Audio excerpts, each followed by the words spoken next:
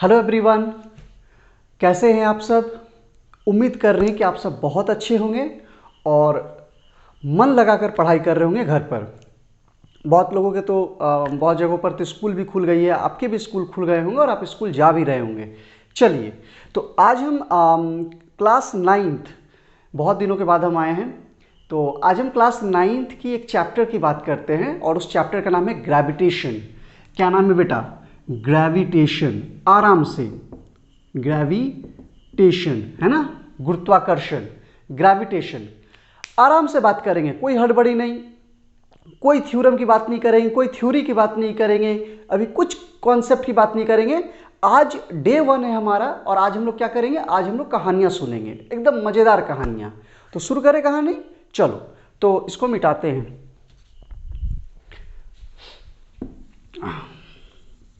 चलो, तो कहानी क्या है? कहानी है बेटा कि कहते हैं कि धर्म को, धर्म समझते हैं ना, रिलीजन, धर्म को प्रूफ करने के चक्कर में, धर्म को साबित करने के चक्कर में साइंस डेवलप हुआ, फिजिक्स डेवलप हुआ। और ये कहीं ना कहीं बिल्कुल सही है। कैसे समझते हैं? 15th 16th सेंचुरी की अगर बात किया जाए, कब की बात की जाए?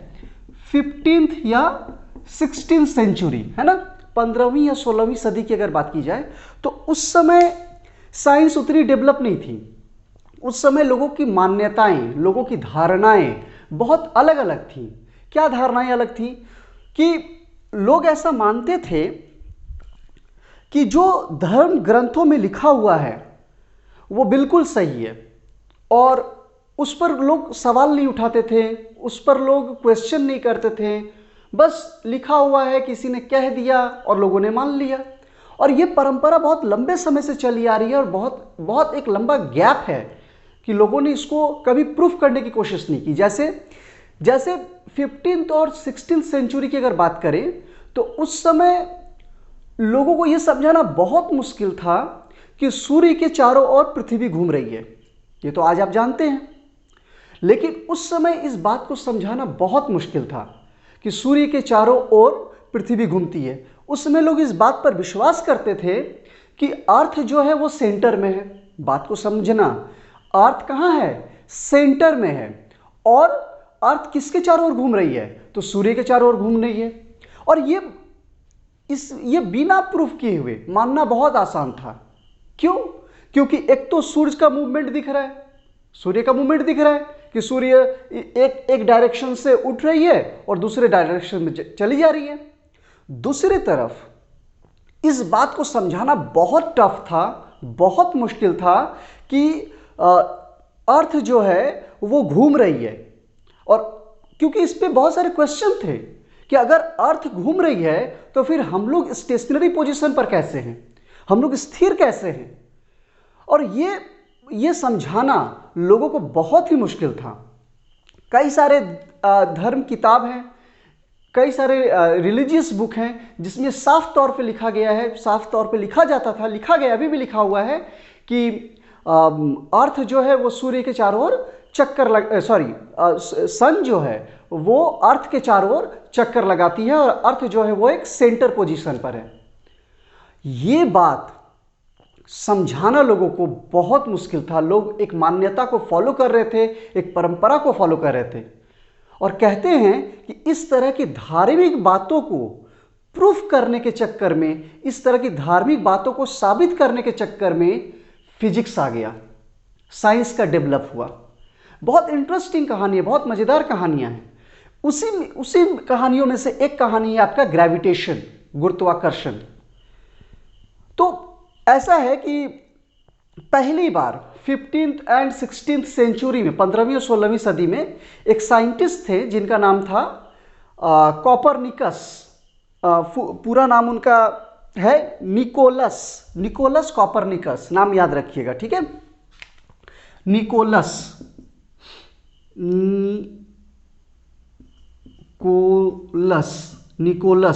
अगर हम ठीक ठाक लिख रहे हैं तो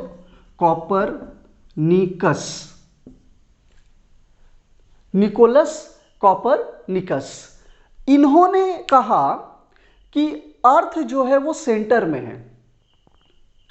नहीं सॉरी, फिर मैं गलत बोल रहा हूं, बड़ा कंफ्यूजन है। इन्होंने कहा कि सन जो है वो सेंटर में है और अर्थ जो है वो सन के चारों ओर घूम रही है। ठीक है, ध्यान से सुनिए कि मैंने क्या बोला कि कॉपरनिकस ने क्या कहा। कॉपरनिकस जी ने कहा कि सन जो है वो सेंटर में है और अर्थ जो है वो सन के चारों ओर घूम रही है। ठीक है ना।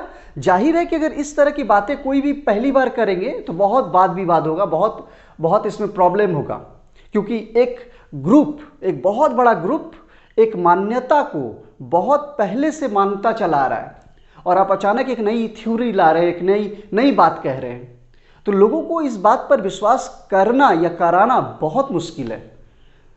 बात समझ में आ रही है ना। तो लेकिन अब कहने से तो होगा नहीं, क्योंकि इसके लिए प्रूफ करना पड़ेगा, इसको साबित करना पड़ेगा, और ये बहुत उस समय एक टफ चैलेंज था कि इसको हम साबित कैसे करें। तो कहानी को समझिए कि फिजिक्स आया कहां से, ग्रेविटेशन आया कहां से, इसको समझना बहुत जरूरी है बेटा। जब तक आप ये नहीं समझेंगे ना तब तक बहुत मुश्किल हो जाएगा। फिजिक्स को आप पढ़ेंगे और आपको समझ में नहीं आएगा, बहुत गड़बड़ हो जाएगी बात। तो इसको समझना जरूरी है कि आया कहां से। तो एक कॉन्सेप्ट आप ध्यान में रखें कि पहले लोग एक मान्यता को फॉलो कर रहे थे, धार्मिक बातों को फॉलो कर रहे थे, और ऐसी ऐसी बातें लिखी गई थी कि बिना प्रूफ किए हुए लोग उसको मान रहे थे। कोई थ्योरी नहीं था, कोई कॉन्सेप्ट नहीं था और लोग उसको मान रहे थे। तो धीरे धीरे लोगों ने इस बात को समझना शुरू किया और इस बात को प्रूफ करना शुरू किया। उन्होंने विरोध नहीं किया, उन्होंने उन किताबों में लिखी गई बातों को साबित करना शुरू किया। और जब साबित करना शुरू किया, जब प्रूफ करना शुरू किया, तब उनको लगा कि नहीं, ये बातें गलत है, ऐसी नहीं है। बात समझ में आ रही है ना। जैसे कि अर्थ सेंटर में और सूर्य जो है वो अर्थ के चारों ओर घूम रही है, लेकिन अब जो सूर्य जो है वो अर्थ के चारों ओर जो है रिवॉल्व कर रही है, ये बात सभी लोगों ने माना, लेकिन कुछ लोगों ने इसको प्रूफ करने की कोशिश की। और जब कुछ लोगों ने प्रूफ करने की कोशिश की तो उनको पता चला कि नहीं, ये गड़बड़ है, यहां गलत है, यहां मिस्टेक है। अर्थ जो सूर्य जो है, सन जो है वो सेंटर में है और अर्थ जो है वो चारों ओर घूम रही है। बात समझ में आ रही है, ठीक ना। तो सबसे पहले एक नाम तो आएगा निकोलस कॉपरनिकस का, जिन्होंने ये बात कही कि सूर्य जो है वो सेंटर में है और अर्थ जो है सूर्य के चारों ओर घूम रही है। क्लियर हो गई बात। चलो अब आगे बढ़ते हैं।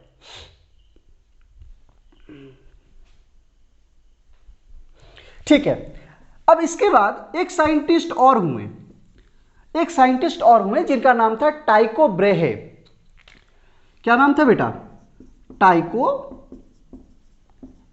ब्रेहे। अब ये टाइको ब्रेहे जो थे वो क्या करते थे? वो आसमान की तरफ देखते थे, तारों को निहारते थे और उनका कैलकुलेशन चलता था। सालों साल उन्होंने इस पर बहुत रिसर्च किया और रिसर्च करने के बाद उन्होंने एक मैप तैयार किया। बहुत ही शानदार मैप था वो। तो टाइको ब्रेहे आसमान में देखते थे, तारों को निहारते थे और कैलकुलेस करते थे। वो एक मैथमेटिक्स करते थे और इस मैथमेटिक्स के जरिए उन्होंने एक बहुत ही शानदार मैप तैयार किया। लेकिन दुर्भाग्य है कि ये जीवित नहीं रहे। ये बीच में ही, मतलब जो भी इनका प्रोजेक्ट था, उस प्रोजेक्ट को पूरा करने के बीच में ही इनकी मृत्यु हो गई, डेथ हो गई। लेकिन टाइको ब्रेहे के साथ एक व्यक्ति इनके साथ रहते थे, जो इन्हीं के साथ एक कह सकते कि असिस्टेंट के रूप में थे। उनका नाम था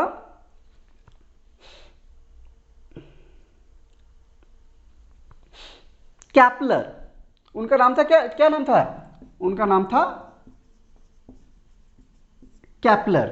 ठीक है, तो ये जो कैपलर थे, वो जॉन्स कैपलर जो थे, वो टाइको ब्रेहे के साथ रहते थे। तो जब टाइको ब्रेहे की डेथ हो गई, क्योंकि वो तो एक प्रोजेक्ट पर काम कर रहे थे, लेकिन उनकी बीच में डेथ हो गई, तो कैपलर ने टाइको ब्रेहे के जो मैप था, जो उन्होंने रात भर जागकर स्टार्स को देखकर उन्होंने जो मैप तैयार किया था, कैपलर ने क्या किया?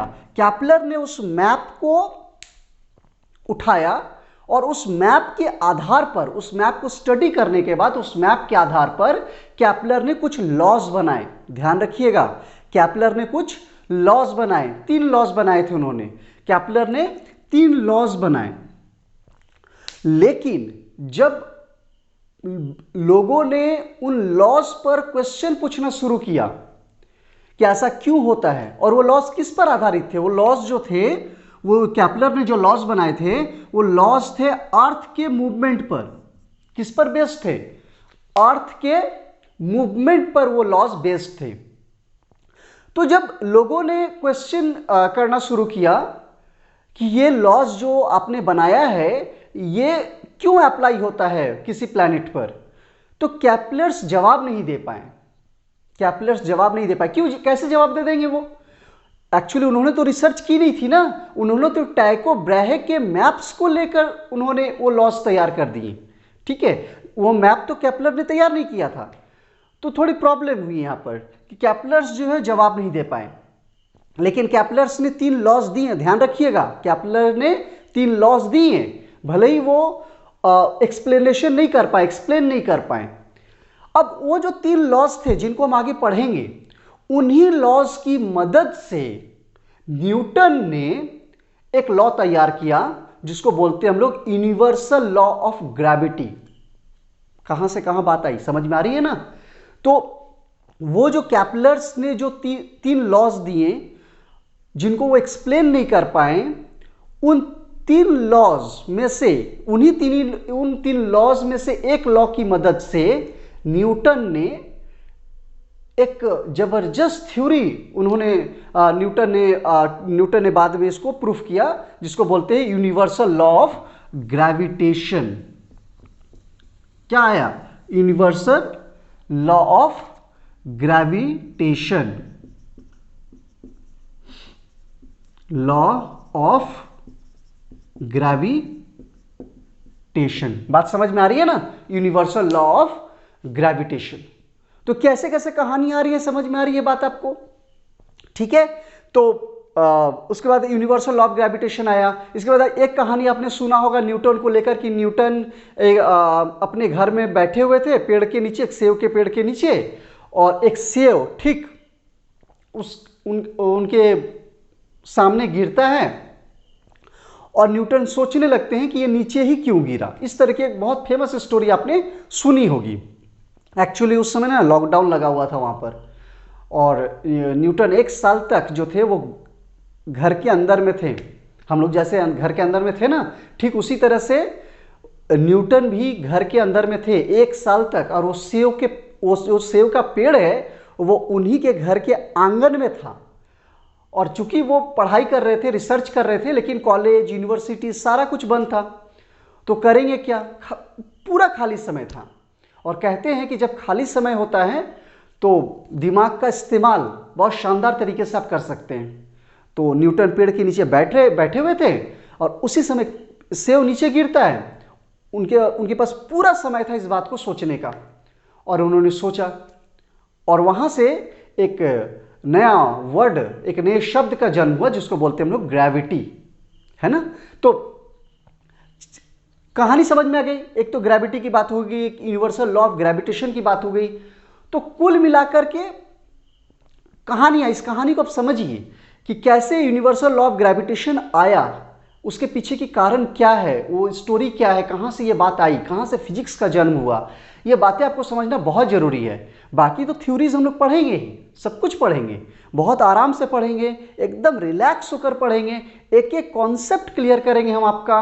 और जो भी अगर आपको टफ लगता है फिजिक्स या फिर आपको कॉन्सेप्ट समझ में नहीं आती है, पूरी कोशिश करेंगे कि आपको बहुत आसानी से और बहुत इजी वे में आपको समझ में आ जाए, है ना?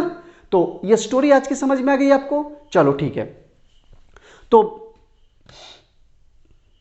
जल्द हम लोग मिलेंगे ग्रेविटेशन के पार्ट 2 में, और फिर हम लोग स्टार्ट करेंगे फिजिक्स। तो आज तो कहानियां थी सिर्फ, जिसमें आप समझे कि कैसे कैसे प्रॉब्लम हुआ था पहले और लोगों ने किस तरह से प्रूफ करके किस तरह से यूनिवर्सल लॉ ऑफ ग्रेविटेशन हमारे पास पहुंचा। तो लेकिन अब इसको हम लोग डिटेल्स में ही पढ़ेंगे, है ना? तो चलो, तो इस वीडियो को जितना ज़्यादा हो सके बेटा शेयर करना, है ना, ताकि जिन लोगों को ये टफ लगे, जिन लोगों को समझ में ना आए, वहाँ तक ये बात पहुँचे। और अगर मेरी बातें अगर आपको समझ में आ गई, अगर हम आपको थोड़ी सी भी कॉन्सेप्ट देने में कामयाब हो गए, तो अभी देखो सुबह का करीब 4:30 बज रहा है, 4:20 हो रहा है, 4:20 हो रहा है, और इस समय ये वीडियो हम शूट कर रहे हैं, तो मेरा मेहनत जो है वो काम आ जाएगा, है ना। तो चलो ठीक है, इसमें जो भी इंपॉर्टेंट चीज़ हो अगर आपको लगे तो इसको नोट डाउन कर लेना। चलो ठीक है।